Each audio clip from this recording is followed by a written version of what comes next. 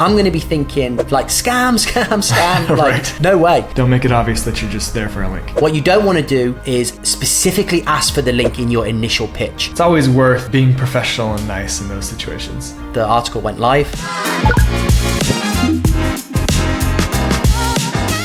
I think two really interesting things. We landed a casino client a beautiful link on Business Insider, but that was not without a lot of correspondence. So I want to talk about that, how we managed to achieve that, and the sorts of lengths you have to go to if you want to land those sorts of links for those sorts of clients. And then there's also been some interesting developments in terms of Mediavine, the ad network, and them banning some sites. So I think that would be interesting to look into what Mediavine has said and what that could mean for a monetization model which has seemingly been working for a long time and now may not be working at all. All right, awesome. Let's start with the casino link. Very, very hard industry to build links in, and Business Insider is, of course, a great link. So let's start there. Okay. So we pitched for one of our casino clients. We positioned them as a HR expert. They are a HR expert. They work for the casino site. We had a good positive response from a journalist. So this was the first exchange. So obviously sometimes you can pitch a journalist with these inbound PR requests, not hear anything, and then a week later or a month later you can see that you've won the link. Oftentimes you can pitch a journalist and nothing happens, and then sometimes a journalist will reply and say that they've been impressed with the initial pitch that you've put to them, but they've got additional questions. So this was one of those situations. We had the email reply back from the journalist saying, this is great. Could you provide some answers to some additional questions? Which we did. Journalist came back and said, this is great. And at this point, I always recommend, this is what we do in-house, we always recommend to at least try and nudge the question to ask for a link. So that you've got to do it in a way that doesn't, you're not begging for a link, you're not demanding a link. But if you can create a paper trail with the exchange with the journalist where a link has been asked, that gives you some leverage further down the line. If the journalist doesn't link, but they've said that they will give you a link in that email exchange, that is one of the most powerful weapons that you can use when you're going to try and get that link added further down the line, taking it up the ladder. So what do you say in those situations? They obviously know you're after the link. You don't want to sound like you're begging for the link. Like, how do we want to reach out and ask for that link? Okay, so first of all, in this correspondence, we didn't ask initially because it's Business Insider. So we know which sites are receptive to post unlinked mention follow-ups. So certain sites, they just won't link by default, but you can go to certain editors of the publication and say, can you add a link, please? You quoted me, and they'll just do it. So there's no point asking the journalist at that point because we already have a process in place in order to make that happen. Some publications, they may be new to their expert game, in which case, it's exciting, it's a great publication, huge traffic, huge DR. It's a journalist that's new on the beat, unfamiliar to us. That's a good point to ask for the link in that correspondence. So what you don't want to do is specifically ask for the link in your initial pitch. You want to entice the link by giving your credentials, who you are, which company you represent, and include a link, a plain HTML text link to the website. But you're not asking for the link, you're just demonstrating where you would like for that journalist to link to if they are going to provide a link.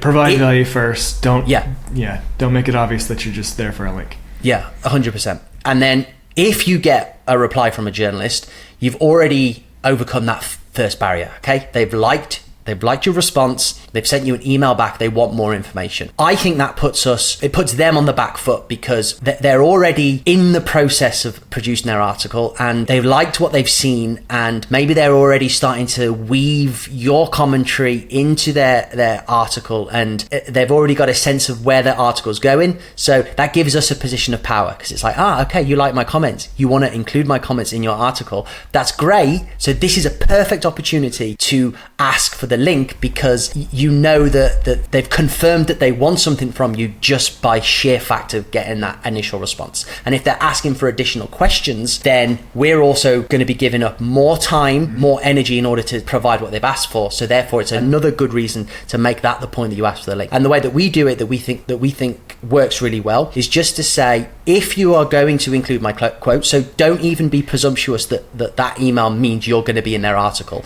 And I think that's quite a nice way to format that question of saying, here are my answers to your additional questions. If you are happy with these and you do decide to quote me within your article, is there any way that you could include a link back to my website by way of attribution? So quite cut and dry, and you're asking the question. Then the journalist will either say, yes, that's fine, in which case you think brilliant, or they'll come back and they'll say, this publication doesn't link. Then you need to make a decision if you're going to ask an editor down the line, or you can go back and say, well, make a stand and say, we really do want this link, otherwise we don't want the comments included, which is never really a good way to go, because you may burn the bridge with the journalist, and also it's still unlinked mentions is still good coverage. But with this particular case for the casino client, the journalist came back with additional questions. We asked for if they were to be included by way of attribution, could they include the link? The journalist said they would try, which is it's okay answer.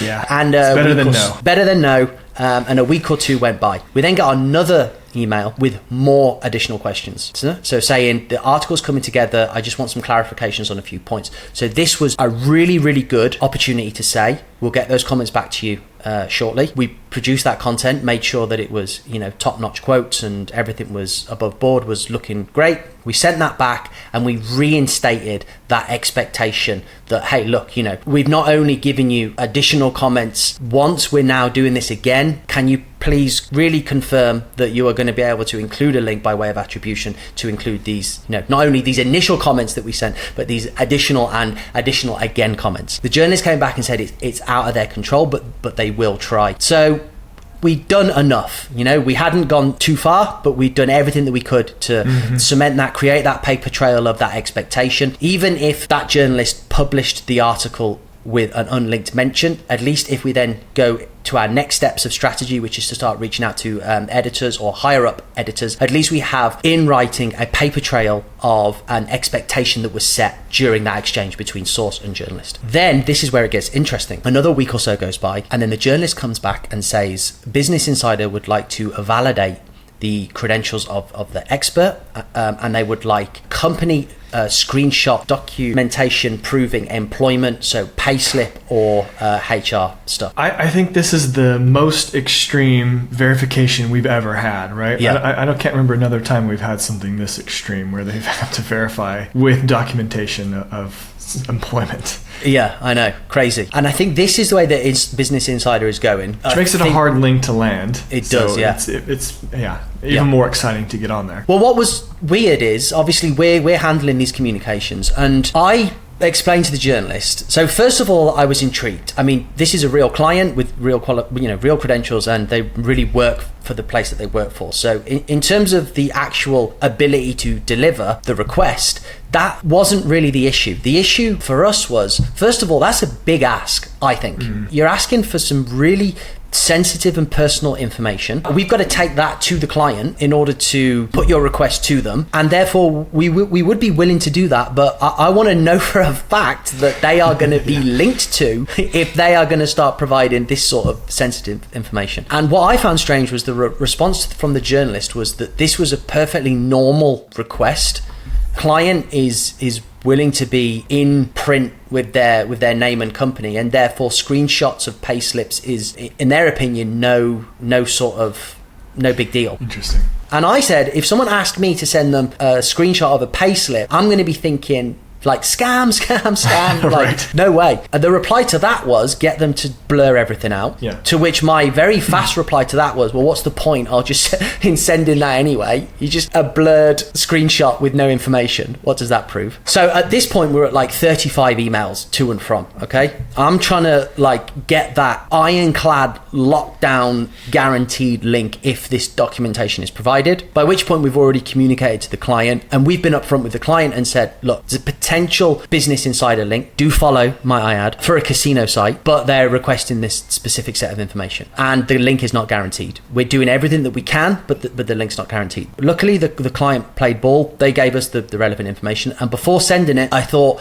let's take a different tact with tone, and let's say, look, we've managed to get hold of this information. We do understand your inability to guarantee a link, but could you please make it clear to your editor of the effort that we've put in order to provide the information that you want, and could you please do your best to give attribution by way of a backlink to this client's site for the time and effort. And the journalist replied to that and said that they would do that. By this point, a total of 40 emails by the end of all of this communication, and then I think a week later the article went live and there was a Dofollow backlink to the website. Thank God, otherwise we would be blacklisting that publication. And unlinked mentions are good. I think they do, like Google says they don't use them as a ranking factor. I think they play in maybe to the EAT factor, but they are certainly good to get, but you wouldn't go through that much effort to get a linked mention. So that was good that we got that link. Yeah. And I think the other thing that I think is interesting as well is it's really hard to determine the truth from journalists, publications, editorial teams in terms of who does actually have that ability to link, not link. Where does the CMS access fit into the whole equation? And it's really hard to get a truthful answer. And so, yeah. Both sides are just kind of saying what they think the other side wants to hear. The journalist really just wants to get the information out. They don't really care about that link, and we just really want the link. We don't really care as much about the information. So it's it's almost a game of chicken. Exactly. Yeah. But the best thing that you can do, the overarching advice is keep it professional. Don't go the angry route. We've found that's never worked. So this is something we've tried and tested. We've done email exchanges post unlinked mention and said, hey, you didn't link to the client or you didn't link to our site. Can you add that in? No, we won't add that in. Okay, remove the comments then. Yeah. And then, a day later, okay, yeah, we've removed the comments. So you don't want to burn that bridge. That journalist might go work somewhere else. That policy may change, or maybe it was that particular editor who wouldn't allow the link. So you always want to just say, if they say they can't add it, just say, okay, thanks anyway, move on. Maybe that journalist comes back to you directly, and maybe that time when they come back to you, say okay, I'm happy to provide a quote, but only if you can add the link. And then maybe that time they will be able to. So it's always worth being professional and nice in those situations. Yeah, and that's happened a number of times. That's a great point as well. That whole, especially if you provide fantastic commentary from a very, very credentialed expert. We've had this happen. There's a number of publications that do this where they seemingly, for whatever reason, their policy is that they don't link on a first inclusion of that expert on that particular publication. And we've had many, many times specific journalists coming back to experts where we have previously won an unlinked mention and they've said, hey, I'm working on a new story. I'd love to get comments specifically from this expert. And we say, yeah, we can definitely do that, but this time, is there any way you could include a link? And lo and behold, they do, because again, they're on the back foot. They want to use us. We've been nice. We've kept the relationship professional, and we win the link.